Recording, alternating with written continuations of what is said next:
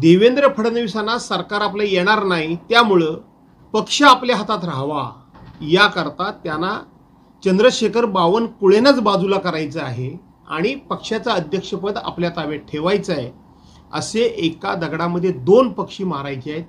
त्या असं आहे की देवेंद्र फडणवीस हे एक अत्यंत चलाक असा राजकारणातला नेता आहे।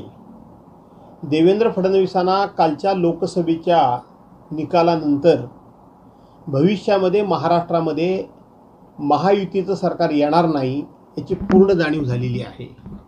भविष्यामध्ये महाविकास आघाडीचंच सरकार येईल हे देवेंद्र फडणवीस यांना कळून चुकले, कारण त्यांनी त्यांच्या नेतृत्वाखाली 45+ अशी जी घोषणा केली होती ती त्यांना कळून चुकलं की हिंदू हृदय सम्राट शिवसेना प्रमुख मान्य बाळासाहेब ठाकरे यांचा जर आपण आपल्या बॅनरवर फोटोच वापरला नसता तर 4 सुद्धा आपले खासदार निवडून महाराष्ट्रामध्ये आले नसते।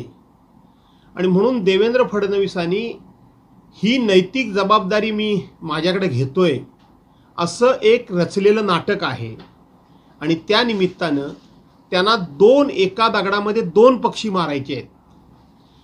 महाविकास आघाडीचे 18 जरी खासदार निवडून आले तरी सुद्धा मी राजकारणातून संन्यास घेईन असं आशिष शेलार यांनी, मुंबई प्रदेशचे अध्यक्ष आहेत आशिष शेलार भाजपाचे, त्यांनी आमचे नेते आदरणीय उद्धवसाहेब ठाकरे यांना आव्हान दिलेलं होतं।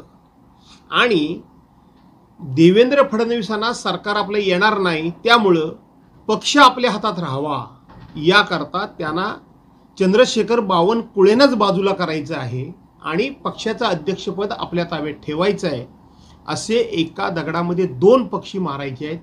त्यामुळं देवेंद्र फडणवीस हे नैतिक जबाबदारीच्या गप्पा मारत असले तरीसुद्धा ते पक्ष आपल्या ताब्यात ठेवण्याकरता म्हणून ही चाल खेळत आहेत। म्हणून देवेंद्र फडणवीस हे अत्यंत चलाक नेते आहेत असं मी म्हणालो।